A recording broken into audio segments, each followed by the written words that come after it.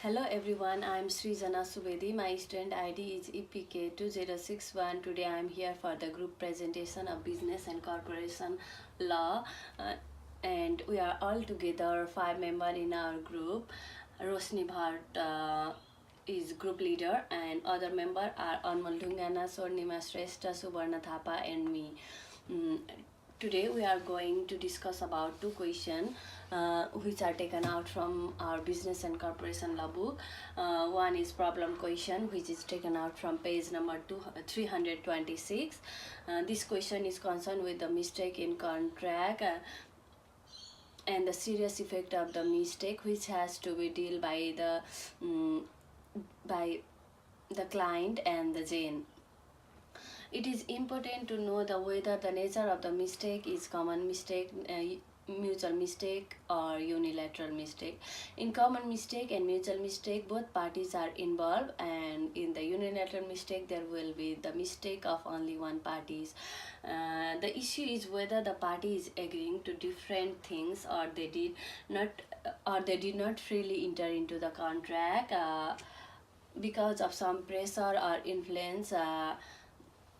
Or perhaps they may be compelled or enforced to enter into the contract, maybe void or enforceable or voidable at the option of one parties. So for this, the situations will be analyzed whether the action was committed willingly or mistakenly on the basis of committed action surrounding and the circumstances. The matter of true agreement within the contract may be frequently disrupted when one or both parties of the contract have implies character. So for further explanation, I'd like to call Mr. Anmol Dhungana. My name is Anmol Dhungana with student ID OED 2930.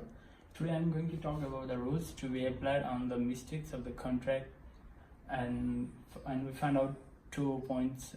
First one is only mistakes of the fact can render a contract, and even then only a few mistakes will invalidate a contract, which can be elaborated as if one or both parties enter into the contract under a misinterpretation of its basis, the contract may either be completely void or voidable. And the second one is when there is an agreement between two parties or both parties make the same mistake as to its existence or identify of its subject matter. And with this all, we concluded that the case that the client was ready to buy the painting without having any verification on the authenticity of the painting, and it was the client who engaged Jane for selling the painting, and Jane never approached the client to buy it. And the second is the other preceptive the client had agreed, then offer which he could have refused. Since he had accepted, he cannot thereafter reject, but is coming to his claim for recompense. And the one we had got that Jane herself, not being conscious of its originality, would not have sold the dispensable painting in such huge price of $50,000. And the last is if Jane could manifest that she bought the painting assuming it to genuine, she had paid price more than $1,500, she has the option to either negotiate or cancel the contract. My name is Rosni Bhatt and my student ID is AMB24115. Today I am discussing about the case study problem question 2. This question comes under the topic business structure. In this, there are 3 students who decided to operate a business firm named Lucy, Seamus and Co. And they gave their business firm named Lucico, and they want to earn some money in their leisure time to support their study.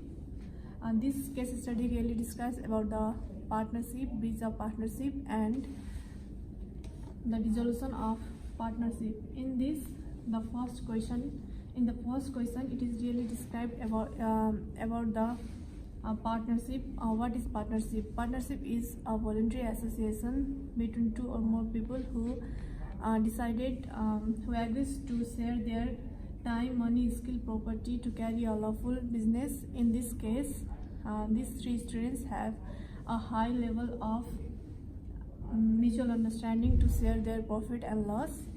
And the second question is related with the liability of the partners, as Simos decided to buy the ride-on mower and orders in the name of their business for business use. In this, both Lucy and Ku are liable while possessing. Under the rule of agency, all the partners are liable with the action of each other. According to the rule of agency, unless the contrary liability occurs, intention occurs, the property which is bought from the money of the firm is deemed to be in the account of the firm, and every member is liable to pay the debt. And even after the death of one person, the rest partners should clear the debt. Thank you. And for discussing about the next problem question, I would like to hand over this project laptop to my friend Suvarna Thapa. Hi, my name is Suvarna Thapa. My student ID is OET 2168. I'm here to talk about the case study about Lucy Ko,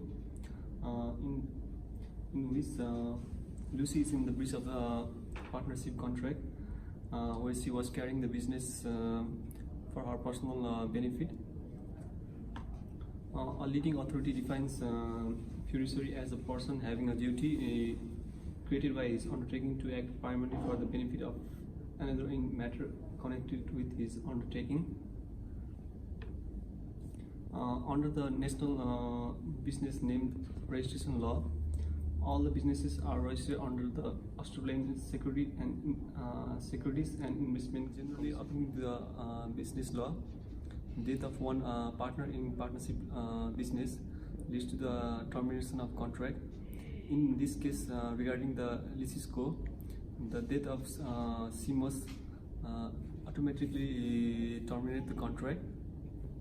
Further discussion of the other cases, I would like to call my friend Swarnima. I'm Swarnima Shrestha with the student ID EMB24036.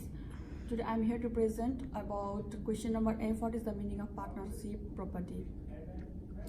Well, talking about the partnership property, it refers to the property that is contributed by all the partners in the partnership with each fund with the intention to share all the profit and loss with all the partners.